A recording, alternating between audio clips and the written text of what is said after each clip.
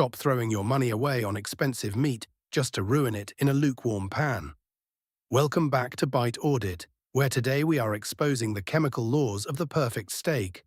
Starting with why cooking a rock-solid, fully frozen steak is pure science, not a mistake.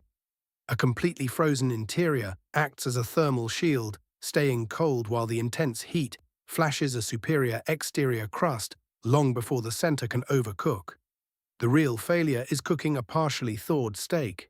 That trapped surface ice melts instantly, dropping your pan's temperature and steaming the meat into a pale grey disaster. Fully frozen or fully thawed works perfectly, but the grey zone in between belongs in the trash.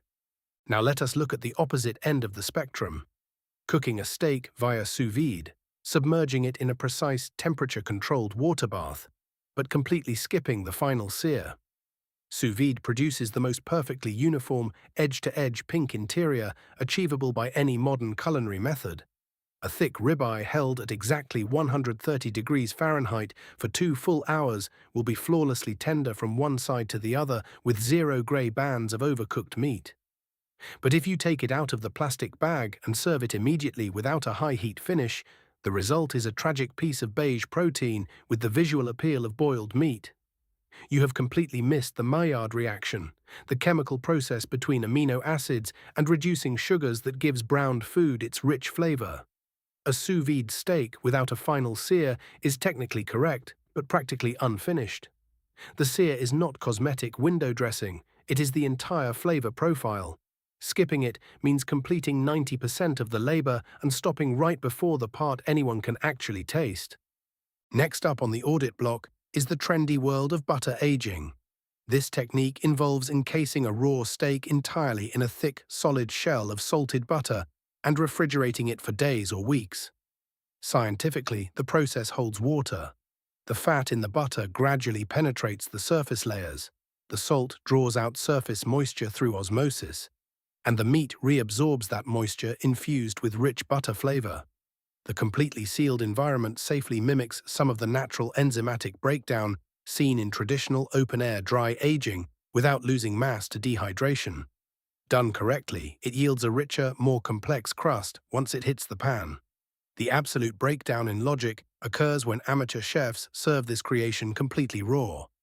Butter aging is a preparation method, not a curing or cooking process. Understanding the precise timing of when you apply salt and spices to your meat will completely transform your crust development. Salt draws moisture out of the muscle fibers through osmosis, creating a slick film of surface water. However, if you wait 30 to 45 minutes, that drawn-out moisture dissolves the salt crystals, breaks down the surface proteins, and is completely reabsorbed back into the interior of the meat. Finally, let us talk about the famous Pittsburgh style, often called the black and blue steak. This controlled extreme requires a steak to be completely charred and blackened on the absolute exterior, while the center remains entirely cold, blue and raw.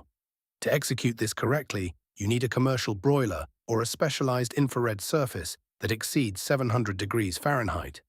At that extreme thermal threshold, the carbon layer that forms on the meat produces dark, intensely bitter compounds that read as rich flavor complexity, because the interior is still cold and unseasoned. The mistake is attempting a Pittsburgh-style steak on a standard home gas grill or a lightweight skillet that reaches 450 degrees Fahrenheit at best. Lacking the raw energy required to instantly flash sear the surface, the home cook leaves the steak on the heat far too long. This produces a piece of beef that is completely burnt rather than beautifully charred, bitter throughout the entire cut rather than just on the surface, and thoroughly grey inside rather than cold, red, and raw. Pittsburgh style strictly requires Pittsburgh temperatures. No matter what cut you purchase, the ultimate downfall of a home-cooked steak comes down to two simple errors: a wet surface and a cold pan. Meat pulled directly from packaging is coated in surface moisture.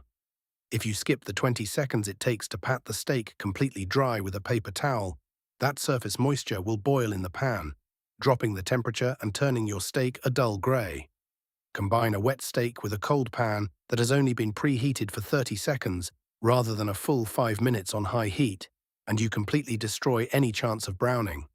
The steak sits in its own released liquid, steams itself, and ruins your expensive cut of beef. Eliminate the grey zone, dry the surface, heat your iron, and stop ruining your meat. If you want to see our next forensic culinary breakdown, hit that subscribe button, turn on notifications, and drop a comment below with the food myth you want Bite Audit to investigate next. See you in the next breakdown.